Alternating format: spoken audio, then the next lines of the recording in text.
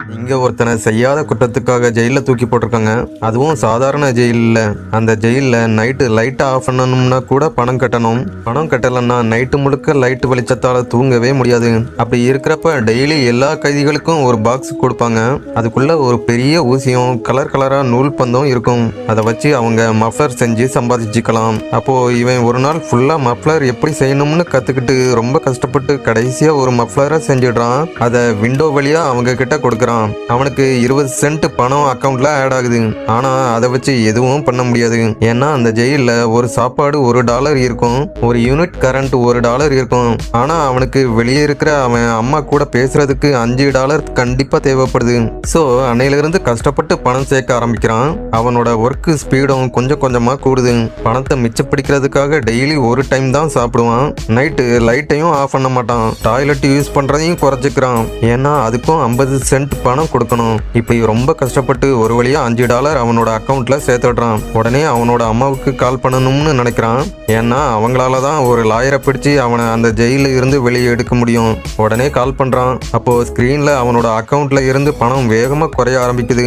ஜெயிலுக்குள்ள பையனை பார்த்த அம்மாவுக்கு பயங்கர ஷாக்கு. அவன் வேகமா அம்மா எனக்கு ஜெயில இருந்து வெளியே வர $10,000 இமிடியேட்டா தேவைப்படுதுன்னு சொல்றான். அதுக்குள்ள அவனோட அக்கவுண்ட்ல பணம் முடிஞ்சு கால் கட் ஆகிரும். கால் கட் ஆனதால மனசு உடைஞ்சு கத்த ஆரம்பிக்கிறான்.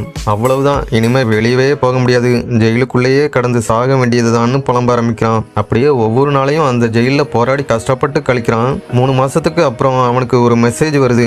அதுல நீங்க உங்க கேஸுக்காக எதுவும் செய்யாம இப்படியே இருந்தீங்கன்னா 45 வருஷம் தண்டனை கிடைக்கும். அப்படி இல்லைன்னா நீங்க இமிடியேட்டா $10,000 கொடுத்து உங்களுக்காக வாதாட ஒரு லாயரை கொண்டு வாங்கன்னு வந்திருக்கும். அதை பார்த்ததும் என்ன பண்றதுன்னு தெரியாம பயங்கரமா அழ ஆரம்பிக்கிறான்.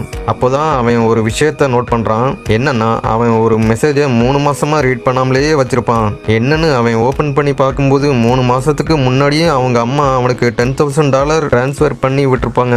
அதை பார்த்ததும் அவனோட சந்தோஷத்துக்கு அளவே இல்லை. உடனே ஒரு லாயரை ஹையர் பண்றான். அக்கவுண்ட்ல இருந்த பணம் எல்லாம் போயிடும். அப்போ லாயர் ஸ்கிரீன்ல வர்றாரு. அவனோட கேஸ் டீடைல்ஸை செக் பண்ணி பார்த்துட்டு இந்த கேஸ் ரொம்ப கிரிட்டிக்கல், என்னால முடியாதுன்னு சொல்லிட்டு கட் பண்ணிட்டு போயிடுறாரு. அவனோட பணமும் போயிடுது. அவனால வெளியவும் வர முடியாதுன்னு தெரிஞ்சு கம்ப்ளீட்டா ப்ரோக் ஆயிடுறான். அப்பதான் எதிர்பார்க்காத ஒரு விஷயம் நடக்குது. என்னன்னா 2 நாளுக்கு அப்புறம் அவனோட ஜட்ஜ்மெண்ட் வருது. அதுல நீங்க குற்றவாளி இல்ல, உங்களை ரிலீஸ் பண்றோம்னு வந்திருக்குது.